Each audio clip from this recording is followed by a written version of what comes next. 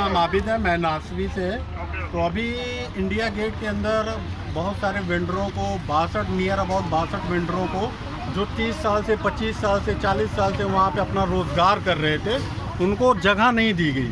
उनको हमारी डिमांड है, हम यहाँ पे कि जो कानून बना है, कानून में के अंतर्गत ये कहा गया है कि टीवीसी के मेंबर के बगैर आप किसी को कोई भी काम आप करेंगे तो बिना टीवीसी के आप खिलाफ नहीं कर सकते। तो इधर एनडीएमसी ने इन लोगों को बेवकूफ़ बनाया गया, वेंडरों को बेवकूफ़ बनाया है कि अपने चमचों को दे दिया गया जगह।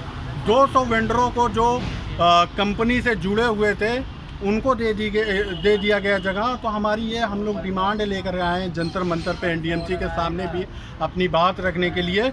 जितने भी रेडी फेरी वाले हैं अपना फेरी लगा रहे हैं, उनको भी जगह दी जानी चाहिए और साथ ही साथ उनको किसी भी तरह का प्रताड़ित ना किया जाए। हाँ, आए दिन उन लोगों को प्रताड़ित किया जाता है, बहुत सारी चीज़ें आती हैं। और जो वेंडिंग जोन बनाया गया, जो 200 वेंडरों को आज दिया गया है, जो 200 वेंडरों को दिया गया है, उसमें से सबसे पहले प्राथमिकता उनको दी जानी चाहिए जो जो 30 साल से 40 साल से वहाँ पे इंडिया गेट में लगा रहे थे वेंडर, जो अपना कारोबार कर रहे थे, सबसे पहले उनको प्राथमिकता देनी चाहिए।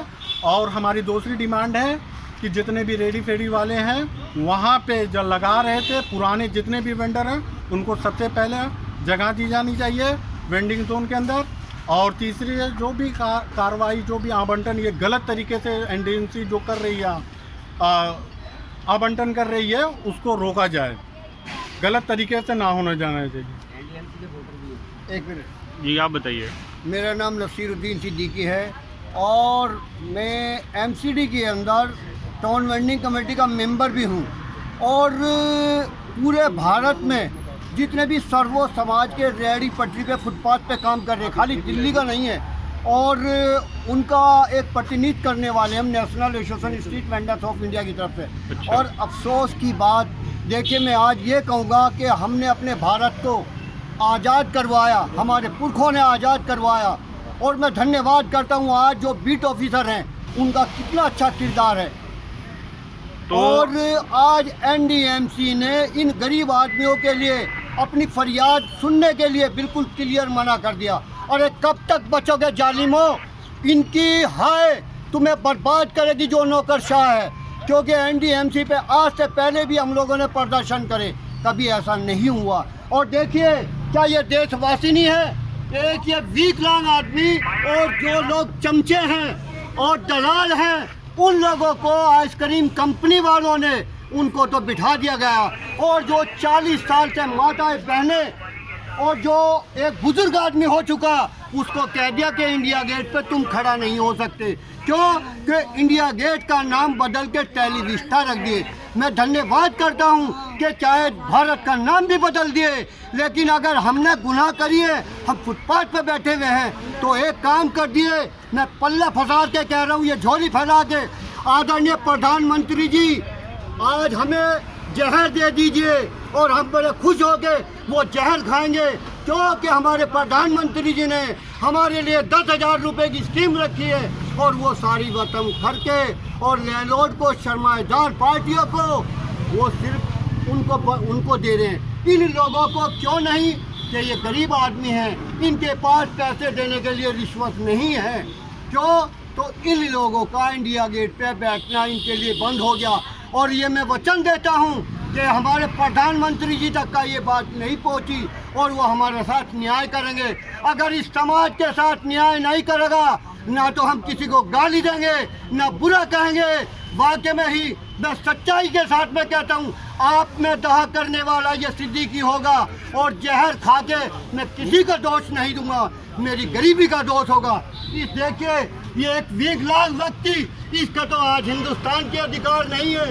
और जो एक पैसे वाला उद्योगपति है, उनकी आइसक्रीम की ठेली लगाए। वाकई में अगर शर्म हो न, चुल्लू भर पानी में डूब के मर जाइए। एक गरीब आदमी का हक लेके इस माँ को देखिए, 40 साल से, और जी इधर 40 साल से इंडिया गेट पे पानी बेचकर और वो अपने बच्चों का पालन पोषण कर रही। अब ये बताइए, इस उम्र में कहाँ जाएंगी ये? आप इंडिया गेट, आपका नाम क्या होगा? सावित्री जी? सावित्री सावित्री। अच्छा, तो सावित्री जी आप इंडिया गेट पे क्या काम करती थी? मैं चूड़ी उड़ी और मेहंदी अंदी लगाती थी। अच्छा, आप चूड़ी बेचती थी, हाँ, मेहंदी लगाती थी। हाँ, वही कानों अच्छा, को आप इसका बुल्ले, काम चूड़ी करती थी। उड़ी, मेहंदी। तो हर दिन की कितनी कमाई कर लेती थी आप एक दिन की? अब तो कुछ कमाई नहीं है। नहीं, पहले 100, 500, 200, मतलब दिन का आप 100, 500, 200 कमा लेती पहले, थी। अब नहीं। इसका मतलब कि महीने का आप 10 से 15 हज़ार कमा लेती होंगी। पहले लॉकडाउन और के क्योंकि पहले। आप औरत हैं, आपके पति भी कोई काम करते होंगे, तो नहीं, कुल नहीं, मिला। मेरा पति अच्छा तो 15-16 अच्छा। साल हो गए, खत्म हो गए। अच्छा, तो मतलब महीने का 15-20 हज़ार कमा लेती थी, उससे अपना गुजर बसर बच्चों को करती गुजारा थी। करती थी, पढ़ाती लिखाती। लेकिन आज आपके पास कोई काम धंधा नहीं है, आपके पास नहीं कोई है। पैसा नहीं है।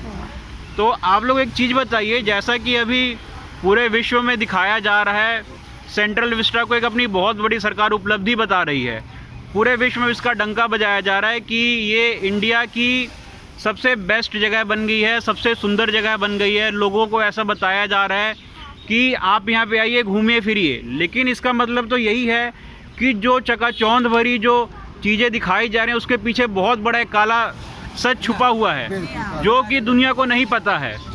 तो इसका मतलब यही है कि इंडिया गेट में जहाँ पहले की एक आम आदमी इंडिया गेट की वजह से अपना गुजर बसर कर सकता था, वो आज बेरोजगार हो गया है। नहीं लगाने और देते। देखिए एक तरफ यहाँ पे चीज़ एक तरफ आत्मनिर्भर की बात कही जाती है कि लोग आत्मनिर्भर बने, सरकार से रोजगार की अपेक्षा ना करें। लेकिन यहाँ तो एक तरह से देखा जा रहा है कि आत्मनिर्भर का भी छीन लिया गया है। अब तो लोग आत्मनिर्भर भी नहीं हो सकते हैं। और एक तरह से देखा जाए तो इंडिया गेट में जहाँ पहले हर कोई अपना गुजर बसर कर सकता था, कोई पानी बेचता था, कोई आइसक्रीम बेचता था, कोई गोलगप्पे बेचता था, तो अब वहाँ पे एक तरह से कॉर्पोरेटाइजेशन हो गया है, जो कि जो बड़ी बड़ी कंपनियाँ बस वही अपना वहाँ पे दुकान खोल सकती हैं वेंडिंग जोन में, और वही अपना सामान बेच सकती हैं। तो एक चीज़ बताइए, जैसे कि लोग देख रहे हैं सेंट्रल विस्टा को, हाँ जी। अभी उसका नाम राजपथ का बदल के कर्तव्य पथ रख दिया गया है। तो लोग एक तरह से जो टीवी में लोग देखते हैं, न्यूज़ में सुनने को बहुत खुशी होती है कि भाई साहब क्या एक सुंदर जगह बन गई है, हम जाएंगे घूमने फिरने, बहुत मज़ा आएगा। लेकिन इसका तो मतलब यही होता है कि लोग जो आएंगे वहाँ पे इंडिया गेट घूमने में एक तरह से निराश होकर ही जाएंगे, क्योंकि जो चीज़ आप लोग पहले 10-20 रुपए में बेचा करते थे, अब वो बड़ी कंपनियाँ वहाँ पे अब आ गई हैं, तो अब तो वो वही चीज़ 50 रुपए की बेचेंगी जो कल तक 10-20 रुपए में मिलता था। 40 रुपए की चाय मिल रही है वहाँ पर। 40? हाँ जी बताइए, चाय कितने की मिल रही है? दुकान के ऊपर 40 रुपए की चाय, कुल्हड़ 40 रुपए की चाय कुल्हड़ के अंदर। और हम 10 नीचे रुपए की चाय बेचते हैं। और नीचे जी। पानी की बोतलें 60 रुपए का नीचे जिसमें लगा। हाँ जी, 60 रुपए का एक पानी का बोतल बेच रहे हैं। बताइए 60 रुपए की पानी की बोतल। बड़ी बड़ी कंपनी वाले ने जिन्हें दुकान ले ली नीचे।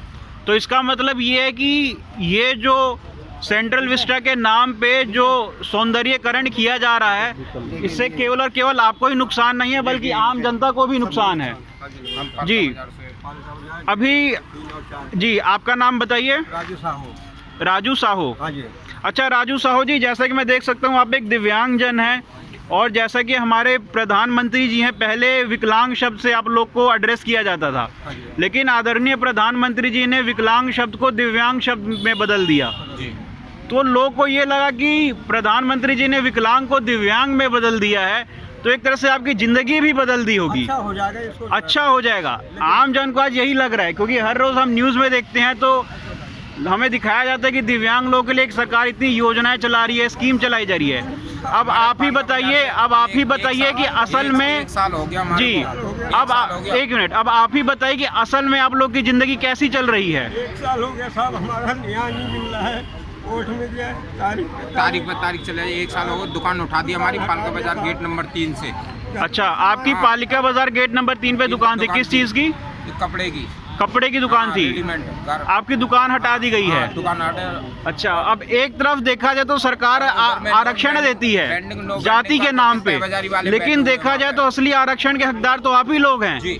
और अगर जैसे आप प्रधानमंत्री जी कहा जाता है, सरकार कहती है कि आत्मनिर्भर बनो, तो आप लोगों से तो आत्मनिर्भर का भी तमगा छीन लिया गया। न्याय भी नहीं मिल रहा साहब। न्याय भी नहीं, 1 साल हो गया कोर्ट में तारीख के चक्कर काटते काटते। कोई सुनवाई नहीं कोई होता। सुनवाई नहीं होती हमारी। कोर्ट में 7 तारीख पे तारीख चल रहा है, बच्चे भूखे मर, पढ़ाई लिखाई सब छूट गया, घर का सामान बेच के राशन भर रहे हैं, क्या करें। गांव से तो इसीलिए आए थे शहर। आज 25 साल हो गया हमें कनाट प्रेस में काम करते, लेकिन साल भर से हम लोग को हटा दिया। अब हमारा कोई नहीं है दुनिया में। इसका मतलब तो यही है कि 25 साल से जो व्यक्ति पालिका के सामने अपनी दुकान लगाता था, पिछले 1 वर्ष से वो आदमी बेरोजगार हो गया है, वो आत्मनिर्भर भी नहीं रहा। नहीं, सरकार कोई नहीं सुन रही और तारीख पर तारीख। इसका मतलब तो ये कि कहा गया था कि अच्छे दिन आने वाले हैं, लेकिन असल में अच्छे दिन का सपना दिखाकर लोगों के बुरे दिन आ गए हैं। बच्चे भी छोटे छोटे साहब, कोई काम धंधा कोई है नहीं, हमको और कोई वो नहीं है। हम ही लोग पे निर्भर सर, हमारे परिवार में भी कोई नहीं साहब, कोई साथ देने वाला। वो लोग भी गरीब है बेचारा, महंगाई इतना है, कहाँ से कोई साथ देगा। सही बात है। टाइम में साहब कोर्ट में भी साहब 3-3 महीना की तारीख लग देता है, कभी जज नहीं रहता है तो कभी इनका वकील नहीं जाता है। क्या करें साहब, हमारा सुनवाई और 1 साल हो गया तारीख पे तारीख। कि देश में जगहों का नाम बदलने से गरीबी दूर नहीं होने की। जी एक बार फिर से बोलिए, आपने बहुत अच्छी बात बोली है। देखिए, अगर हम अपने हिंदुस्तान को, अपने देश को इंडिया गेट की बजाय कुछ और नाम रख देंगे, इससे देश की भूख नहीं होगी, रोटी से भूख बचेगी। और वाकई में ही इंसानियत हमारे मुल्क के अंदर जिंदा है। और अगर वाकई में इसको जिंदा रखना चाहते हो, इन गरीब आदमियों को जिंदा रखना चाहते हो, इनका रोटी का अधिकार है, तो ये जहाँ से हटाए गए इनको वहीं बिठा दिया जाए। और मैं आज आदरणीय प्रधानमंत्री जी हाथ जोड़ के फिर कहूँगा कि देखिए, आधे पैर का व्यक्ति 40 साल हो गए उसने उम्र गुजारी है, और ये व्यक्ति क्या इस देश का वासी नहीं है? नसीरुद्दीन जी, आपकी एक बात बहुत अच्छी लगी, केवल हर जगह का नाम बदलने से गरीबी नहीं मिटाई जा सकती। तो इस वक्त जो समय की ज़रूरत है वो ये नहीं है कि आप चीज़ों का नामकरण कीजिए, आप चीज़ों का नाम बदलिए, बल्कि ज़रूरत ये कि आप नाम वही रखिए, लेकिन आप जो गरीब बेचारे हैं, जो आत्मनिर्भर हैं, जो खुद रोज़गार अपना बना रहे हैं, आप उन लोग का ध्यान रखिए। गरीबी कैसे दूर हो, आप उस चीज़ पे ध्यान दीजिए। ये नहीं कि इस जगह का नाम कैसे बदला जाए, आप उस पर ध्यान रख दीजिए। अभी स्टैंडिंग कमेटी की पिछली मीटिंग होती हुई, जिसमें शहरी विकास मंत्रालय और स्टैंडिंग कमेटी के वरिष्ठ सांसद वगैरह सभी मौजूद थे वहाँ। बात यही हुई कि सेंट्रल विस्टा में जगह देंगे। अरविंद सिंह ने इस पर जोरदार कहा था कि इसमें हम जगह देंगे, और जगह देने के बाद वहाँ काफ़ी नुमाइंदे भी थे जो पहुँचे थे, और उन्होंने कहा कि भाई जगह मिलेगी। सेंट्रल विस्टा बन गया, लेकिन जो नॉमिनेटिव हुए हैं वो एजेंसियों के माध्यम से नॉमिनेटिव हो गए। तो मेरा कहना ये था कि वो लोग जो सेंट्रल विस्टा के अंदर जो वहाँ पे काम करते हैं, सांसद हैं, मिनिस्टर हैं, पैसे वाली लॉबी है, उनको भी तो ड्राइवर की ज़रूरत होती है, धोबी की ज़रूरत होती है, मोची की ज़रूरत है, नाई की। अगर क्या वो इनके बगैर चल सकते हैं क्या? साथ तो उनका चाहिए, और काम करने की आज़ादी इनको नहीं दे रहे। ये ठीक है? कहीं तक ठीक नहीं है। सरकार को सोचना पड़ेगा। और शहरी विकास मंत्रालय जी ने कहा था, हरदेवपुरी जी ने कहा था कि हम बिठाएंगे, लोगों को जगह देंगे। 6 वेंडिंग जोन है यहाँ, और वहाँ 6 वेंडिंग जोनों में लोगों को लैब कर दिया गया है। उनको किसी तरीके से बिठाने का काम करना चाहिए। एनडीएमसी ने सर्वे नहीं किया, पिछले बार सर्वे किया, पूरा नहीं किया, अभी तक लोग अटके हुए हैं। तो ये पॉलिसी को बदलना चाहिए, क्योंकि गरीबों का सवाल है, और गरीब जाएगा कहाँ? यहाँ से भगा हुए किसी और शहर में, और शहर से किसी और शहर में। तो ये कोई व्यवस्था नहीं बन रही। अगर कुछ बनाना है, अगर इनको इनके मौलिक अधिकारों को ऊपर लाना है, तो काम करने की आज़ादी दो, ये खुद मजबूत हो जाएंगे। मेरा यही कहना है।